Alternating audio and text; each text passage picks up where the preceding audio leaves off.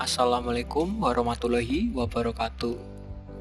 Selamat pagi anak-anak, senang sekali kita bisa berjumpa akhirnya.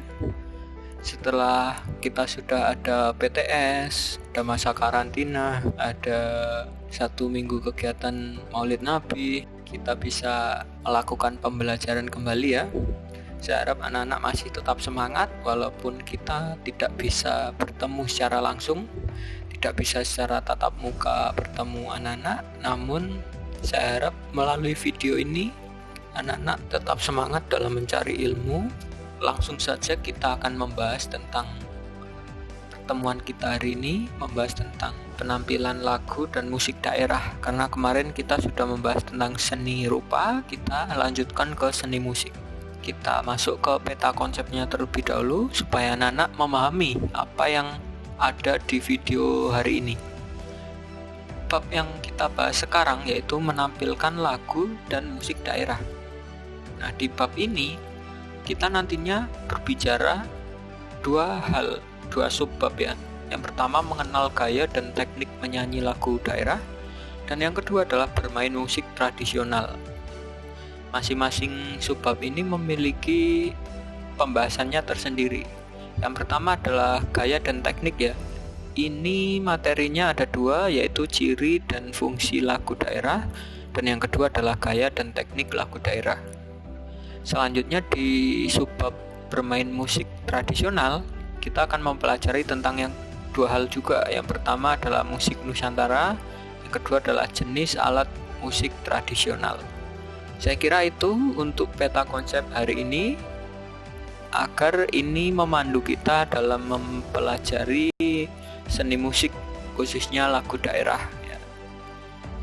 Selanjutnya kita masuk ke pembahasan pertama kita hari ini, yaitu pengertian lagu daerah.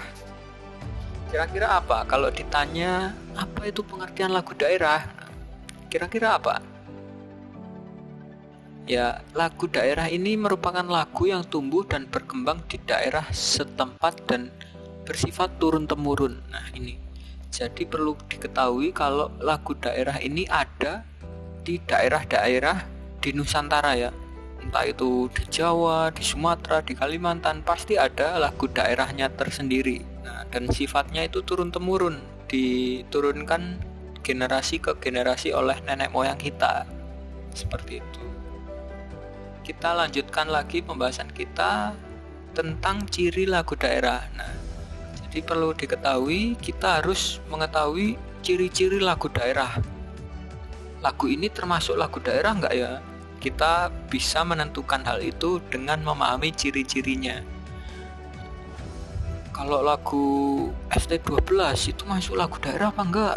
Lagu Blackpink itu masuk apa enggak? Nah, untuk menjawab pertanyaan itu kita harus memahami apa itu ciri-cirinya.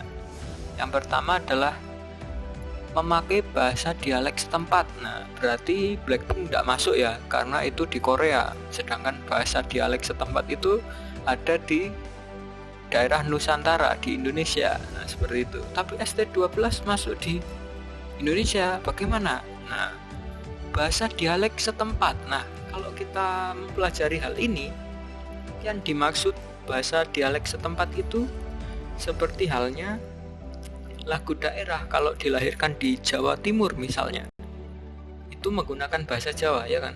Tapi kalau dialek setempat itu contoh kalau bahasa Jawa di daerah Surabaya dan bahasa Jawa di daerah Jogja, nanti beda dialeknya. Jadi Jawa Surabayaan, Jawa Yogyakartaan itu beda. Nah, itu yang disebut dialek walaupun sama-sama bahasa Jawa. Seperti itu. Selanjutnya, ciri yang kedua adalah turun-temurun. Nah, lagu-lagu daerah ini ditularkan, diwariskan secara turun-temurun oleh tradisi yang diberikan oleh nenek moyang kita. Jadi tradisi ini secara lisan ya, dari mulut ke mulut, karena lagu ini diturunkan oleh generasi ke generasi dengan upaya nenek moyang kita. Seperti itu. Yang ketiga adalah anonim. Nah, kebanyakan lagu daerah ini tidak diketahui penulisnya. Nah, itu disebut dengan anonim, tanpa identitas. Nah, seperti itu karena penyebarannya itu dulu tidak sebesar sekarang ya. Karena kalau sekarang bisa digapai melalui medsos itu bisa, karena dulu ndak ada medsos, handphone itu ndak ada. Jadi kita tidak bisa mengetahui betul siapa pengarang lagu-lagu daerah tersebut.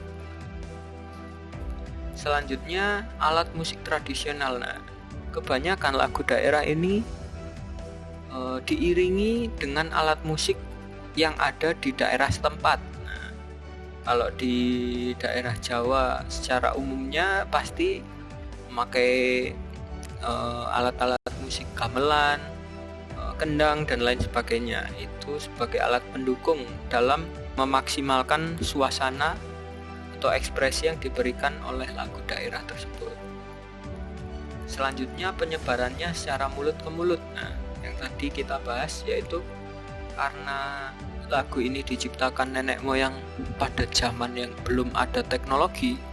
Nah, satu-satunya hal untuk melestarikan lagu daerah tersebut dengan cara ya mulut ke mulut, yang ditularkan dan diwariskan secara turun-temurun oleh anak cucu kita. Nah, anak cucu ini yang berjasa dalam menyampaikan lagu daerah ini.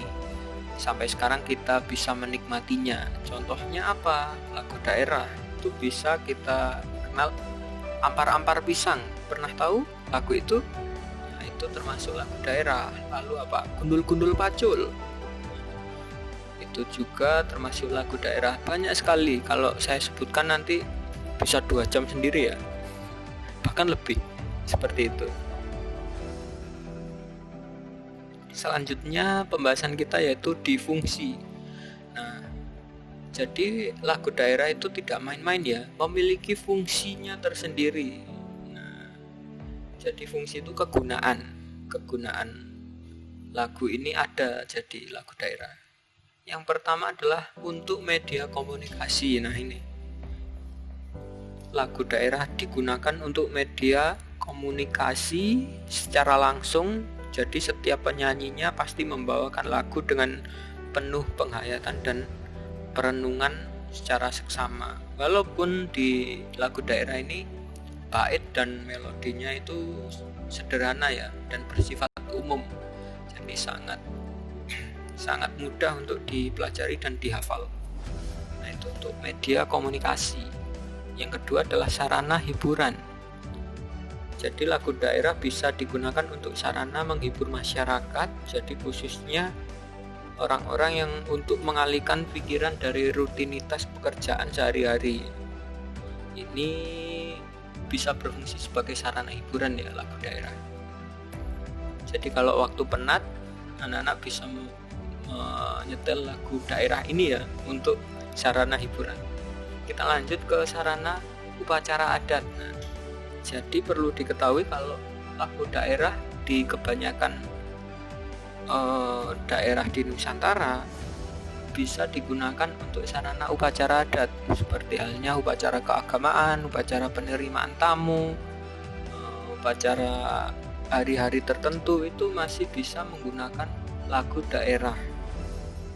Kalau ini contohnya itu di upacara dalam talqin mayit di daerah Blubur, Limbang, Garut di Jawa Barat. Ini menggunakan nyanyian-nyanyian ataupun tembang di Sunda untuk mendukung upacara tersebut. Jadi suasananya semakin meriah menggunakan lagu-lagu itu. Selanjutnya untuk musik pengiring tarian. Banyak juga di daerah-daerah setempat memiliki fungsi lagu daerah ini untuk mengiringi tarian-tarian adat di sana. Jadi musik ini beberapa diantaranya seperti suku Asmat ataupun suku-suku lainnya berperan sebagai pengiring dalam tarian. Sejatinya itu bukan hanya untuk pengiring saja ya, karena musik juga bertindak dalam menghadirkan suasana maupun kondisi tertentu yang selaras dengan tarian-tarian yang sudah pertunjukan.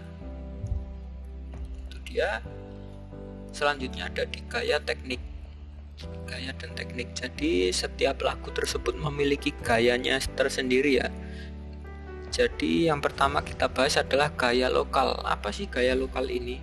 Jadi gaya lokal itu berarti karakteristik menyanyikan lagu itu akan berbeda nantinya kalau dinyanyikan di daerah lainnya. Jadi maksudnya adalah karakteristik lagu yang diciptakan di daerah Banyuwangi misalnya nanti akan berbeda dengan lagu yang diciptakan di daerah Medan, seperti itu. Kalau untuk gaya individual ini karakteristiknya terjadi di tokoh pencipta lagunya. Jadi orang yang menciptakan lagu Ampar-Ampar Pisang itu gayanya beda dengan lagu yang diciptakan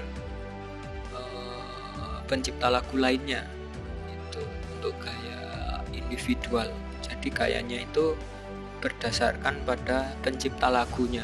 Kalau lokal tadi daerah setempat, kalau gaya individual pencipta lagunya. Itu saja yang harus diketahui. Yang ketiga adalah gaya periodikal. Kalau gaya periodikal ini karakteristiknya ditentukan dari zaman ke zaman ya. Tentunya zaman kita ini abad ke-20 beda dengan lagu zaman-zaman reformasi, beda dengan zaman-zaman kolonial. Jadi lagu-lagu kolonial saat kita dijajah oleh Belanda itu lagu-lagunya berbeda dengan sekarang ini. Hal itu yang menciptakan gaya-gaya musik tertentu. Jadi bisa dipahami ya, kalau gaya lokal adalah karakteristik dari daerah masing-masing. Kalau kedua, gaya individual itu dari pencipta lagu. Kalau gaya periodikal dari zaman ke zaman. Selanjutnya ada musik tradisional. Pembahasan musik tradisional ini kita bagi menjadi dua, yaitu yang pertama musik Nusantara, yang kedua adalah jenis alat musik tradisional. Untuk musik Nusantara ini musik yang berkembang dengan mencerminkan identitas Indonesia, baik itu dari segi bahasa maupun karakter melodinya.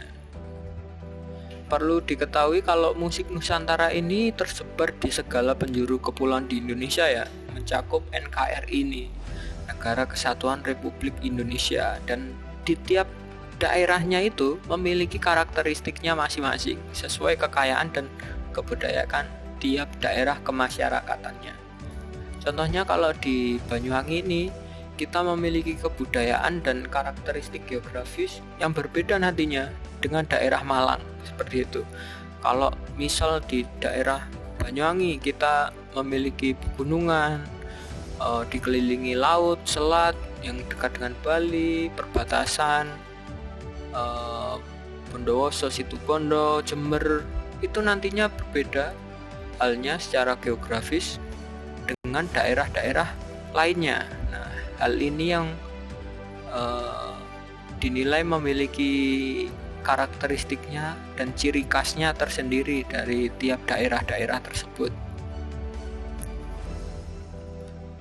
Kita coba bahas dari yang pertama adalah musik daerah di Jakarta, ibu kota kita ya. Kita coba bahas musik daerah Jakarta, yaitu musik Gambang Kromong. Apa sih ini musik Gambang Kromong ini? Jadi musik ini merupakan musik dari Betawi ya. Betawi itu suku asli Jakarta. Walaupun demikian ini karena asli Betawi, tetapi awal mulanya itu merupakan gabungan antara musik Betawi dan Tionghoa. Jadi adanya asimilasi dari dua kebudayaan digabung menjadi satu. Jadi bergabung antara musik Betawi dan musik Tionghoa. Nah, lagu-lagu yang biasanya disajikan di Gambang Kromong ini bertemakan humor dan sindiran. Untuk contohnya seperti ini bisa anak-anak lihat.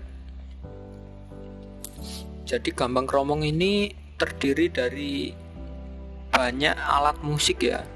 Bisa dilihat itu ada gong kecil, gong besar, terus ada kendang dan lain sebagainya, masih banyak ya.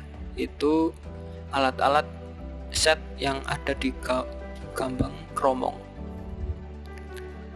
Ini foto kedua, bisa anak-anak lihat seperti ini. Kita lanjutkan ke musik daerah kita, yaitu Jawa Timur. Nah, musik Jawa Timur ini hampir sama dengan musik Jawa Tengah, yaitu memakai gamelan. Tapi bedanya ada beberapa daerah yang alat musiknya itu suling, kempul, dan kendang. Ini contohnya untuk gambar gamelan Jawa ya. Bisa kita lihat set dari gamelan Jawa itu banyak, terdiri dari beberapa alat musik di situ.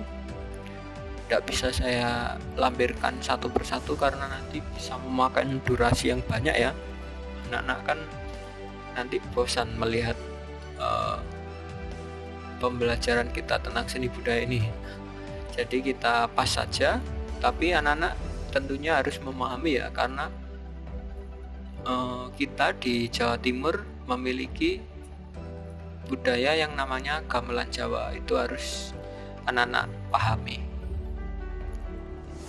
Lalu yang kedua ini alat musik utama dari beberapa daerah di Jawa Timur, yaitu ini ada suling, kempul, kendang. Ini biasanya alat musik untuk pertunjukan reog Ponorogo. Ada yang pernah melihat reog? Nah, musik iringannya itu memakai ini. Selanjutnya ada musik daerah Jawa Barat. Jawa Barat ini memiliki suku atau etnis Sunda ya.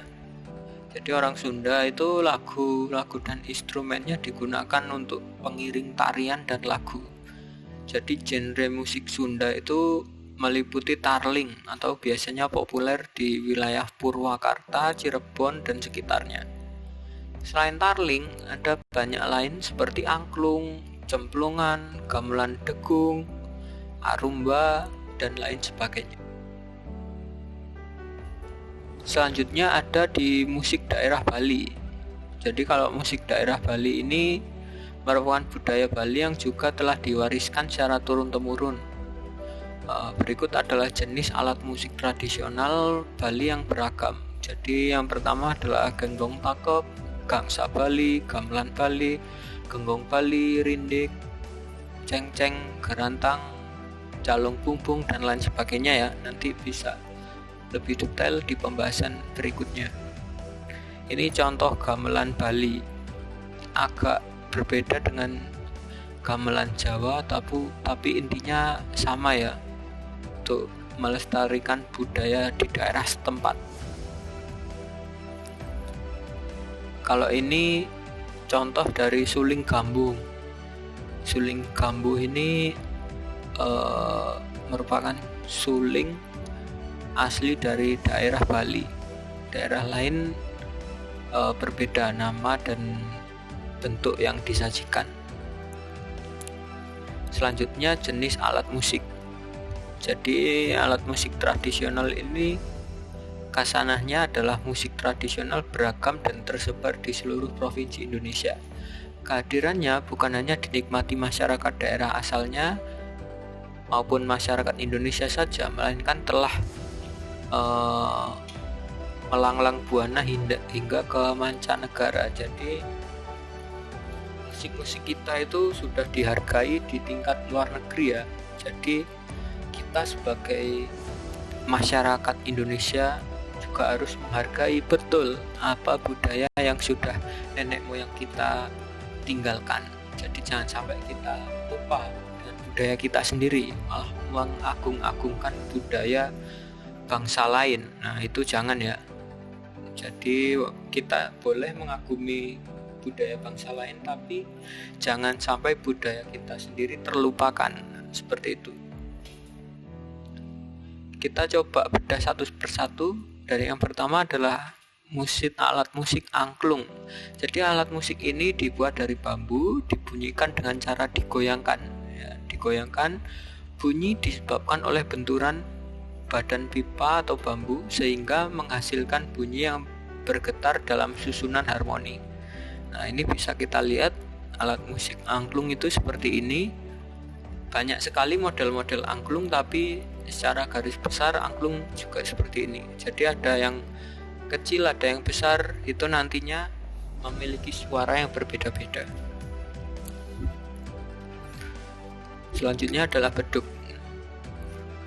Sudah familiar ya dengan alat musik ini, karena hampir setiap masjid pasti ada alat musik ini, beduk.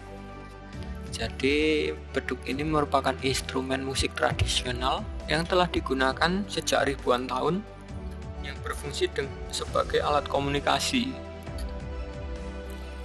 Alat komunikasi baik dalam kegiatan keagamaan maupun sosial. Kalau ditabuh ini, beduk menimbulkan suara berat, bernada khas, dan tetapi dapat terdengar sampai jarak jauh. Ini beduk. Selanjutnya ada bonang. Apa itu bonang? Bonang adalah salah satu bagian dari gamelan Jawa. Bonang terdiri dari dua, yaitu bonang barung dan bonang penerus. Bonang barung berukuran sedang, beroktav tengah sampai tinggi, adalah salah satu dari instrumen pemuka dalam ansambel. Itu ya. Bonang itu merupakan bagian dari gamelan Jawa ya. Jadi itu contoh di gambar itu contoh satu set dari gamelan Jawa. Bonang itu salah satunya. Seperti itu. Kita lanjutkan ke pembahasan kita, yaitu calung. Apa itu calung? Alat ini merupakan alat musik Sunda yang merupakan prototipe ataupun purwarupa dari angklung. Jadi sebelum angklung ada, calung ini merupakan mbahnya ya kira-kira. Jadi yang mendahului adanya angklung ini pertama calung, karena purwarupanya. Berbeda dengan angklung yang sudah konvensional sekarang ini, kalau calung ini dimainkan dengan cara digoyang, menabuh calung dengan memukul batang. Jadi bisa digoyang dan bisa ditabuh. Selanjutnya saluang. Nah, kalau saluang ini merupakan alat musik tradisional khas Minangkabau, Sumatera Barat, yang ditiup ya ini. Cara memainkannya.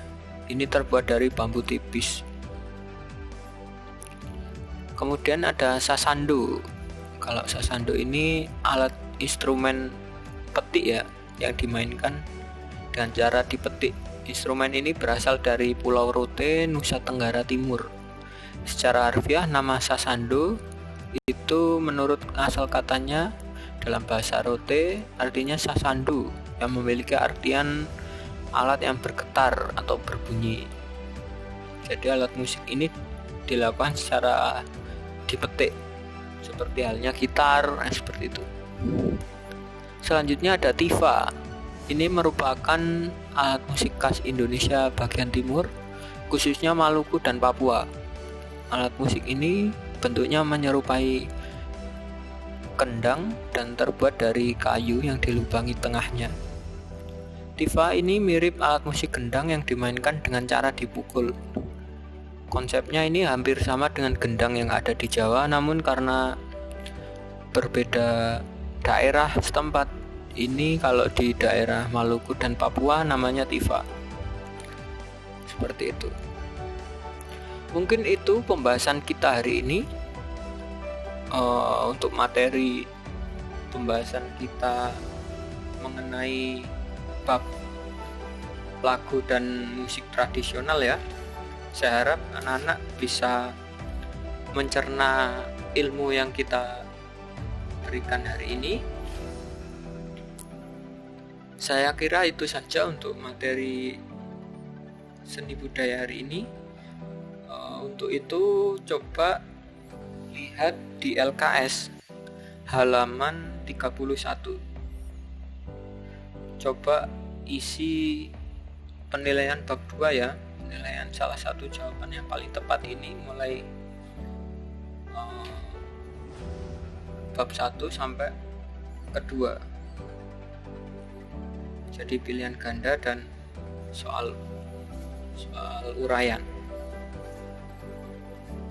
Ini untuk memacu semangat belajar kalian agar di pondok bisa mengerjakan. Saya bisa menilai apakah teman-teman di sana, anak-anak di sana mendengarkan pembahasan video saya apa enggak. Itu bisa terekam dengan cara penilaian di bab 2 ini. Seperti itu. Saya kira itu saja untuk video kali ini. Semoga semuanya diberikan kesehatan dan mampu menerima ilmu yang sudah dipelajari hari ini. Kurang lebihnya seperti itu. Saya sebagai guru seni budaya mengundurkan diri. Wassalamualaikum warahmatullahi wabarakatuh.